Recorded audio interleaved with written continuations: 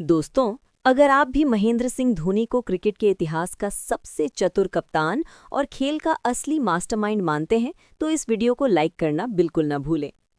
विशाखापट्टनम के ACA वीडीसीए stadium की दूधिया रोशनी, समुद्री हवाओं की ठंडक और खचाखच भरे स्टैंड्स के बीच भारत न्यूजीलैंड चौथा टी20 मुकाबला खेला गया। लेकिन ये शाम भारतीय फैंस के लिए किसी डरावने सपने से कम नहीं रही। सीरीज में बढ़त की उम्मीद लगाए बैठे करोड़ों दर्शकों के सामने न्यूजीलैंड ने न सिर्फ दमदार वापसी की, बल्कि टीम इंडिया की रणनीति, मानसिकता और मैदान पर फैसलों की कड़ी परीक्षा भी ले ली। 215 रनों के विशाल लक्ष्य और उसके बाद भारत की बिखरती पारी, इन सब ने एक ऐसे पोस्टमार्टम की मांग की जो सिर्फ आंकड़ों से आगे जाकर असल कारणों पर उंगली रखे। यहीं से एंट्री होती है कैप्टन कूल महेंद्र सिंह धोनी की। मैच के बाद लाइव ब्रॉडकास्ट पर धोनी का अंदाज सामान्य शांति से बिल्कुल अलग था। आवाज में तल्खी, शब्दों में सटीकता और विश्लेषण में बेरहमी। उन्होंने साफ कहा कि हार जीत खेल का हिस्सा है, लेकिन जिस तरह से आज भारत हारा, वो केवल स्कोर लाइन की हार नहीं, बल्कि क्रिकेटिंग सोच और रणनीतिक सूझबूझ पर बड़ा सवाल है। पहला कारण, ओपनिंग पर चोट। धोनी ने बिना लाग लपेट के पहला और सबसे घातक प्रहार युवा ओपनर अभिषेक शर्मा पर किया। उनका कहना था कि 216 जैसे पहाड़ नुमा लक्ष्य के सामने पहली ही गेंद पर गैर जरूरी शॉट खेलना टीम को शुरुआती झटका देता है। ओपनर की भूमिका ठोस शुरुआत देने की होती है, ताकि दबाव आगे न बढ़े। पहली गेंद पर विकेट गिरते ही न्यूजीलैंड को लय मिली और वही लय अंत तक बनी रही। दूसरा कारण, कप्तानी और रणनीति की चूक। इसके बाद धोनी का निशाना रहा कप्तानी।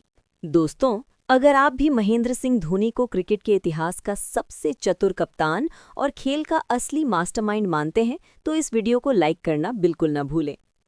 विशाखापट्टनम के एसीए वीडीसीए स्टेडियम की दूधिया रोशनी, समुद्री हवाओं की ठंडक और खचाखच भरे स्टैंड्स के बीच भारत न्यूजीलैंड चौथा टी20 मुकाबला खेला गया। लेकिन ये शाम भारतीय फैंस के लिए किसी डरावने सपने से कम नहीं रही। सीरीज में बढ़त की उम्मीद लगाए बैठे करोड़ों दर्शकों के सामने न्यूजीलैंड ने न सिर्फ दमदार वापसी की, बल्कि टीम इंडिया की रणनीति, मानसिकता और मैदान पर फैसलों की कड़ी परीक्षा भी ले ली। 215 रनों के विशाल लक्ष्य और उसके बाद भारत की बिखरती पारी, इन सब ने एक ऐसे पोस्टमार्टम की मांग की जो सिर्फ आंकड़ों से आगे जाकर असल कारणों पर उंगली रखे। यहीं से एंट्री होती है कैप्टन कूल महेंद्र सिंह धोनी की। मैच के बाद लाइव ब्रॉडकास्ट पर धोनी का अंदाज सामान्य शांति से बिल्कुल अलग था। आवाज में तल्खी, शब्दों में सटीकता और विश्लेषण में बेरहमी। उन्होंने साफ कहा कि हार जीत खेल का हिस्सा है, लेकिन जिस तरह से आज भारत हारा, वो केवल स्कोर लाइन की हार नहीं, बल्कि क्रिकेटिंग सोच और रणनीतिक सूझबूझ पर बड़ा सवाल है। पहला कारण, ओपनिंग पर चोट। धोनी ने बिना लाग लपेट के पहला और सबसे घातक प्रहार युवा ओपनर अभिषेक शर्मा पर किया। उनका कहना था कि 216 जैसे पहाड़ नुमा लक्ष्य के सामने पहली ही गेंद पर गैर जरूरी शॉट खेलना टीम को शुरुआती झटका देता है। ओपनर की भूमिका ठोस शुरुआत देने की होती है, ताकि दबाव आगे न बढ़े। पहली गेंद पर विकेट गिरते ही न्यूजीलैंड को लय मिली और वही लय अंत तक बनी रही। दूसरा कारण, कप्तानी और रणनीति की चूक। इसके बाद धोनी का निशाना रहा कप्तानी। उन्होंने कहा कि हाई वोल्टेज मुकाबलों में कप्तान की दूरदर्शिता, गेंदबाजों का सही रोटेशन और फील्ड सेटिंग निर्णायक होती है, लेकिन आज ये तीनों पहलू कमजोर पड़े। शुरुआती ओवरों में जब कॉनवे और सीफर्ड रन बरसा रहे थे, तब आक्रामक बदलाव नहीं दिखे। तीसरा कारण, फील्डिंग की सुस्ती। धोनी ने भारतीय फील्डिंग की धज्जियां उड़ाते हुए कहा कि आधुनिक क्रिकेट में हर रन सोने के बराबर है। मिस फील्डिंग सिर्फ रन नहीं देती, बल्कि गेंदबाजों का मनोबल भी तोड़ती है। आज भारतीय खिलाड़ियों की बॉडी लैंग्वेज सुस्त थी, जिसने विपक्ष को और आत्मविश्वास दिया। चौथा कारण, स्पिन विभाग की नाकामी। विशाखापट्टनम की पिच पारंपरिक तौर पर स्पिन फ्रेंडली मानी जाती है, लेकिन आज कुलदीप यादव और रवि बिश्नोई प्रभाव छोड़ने में नाकाम रहे।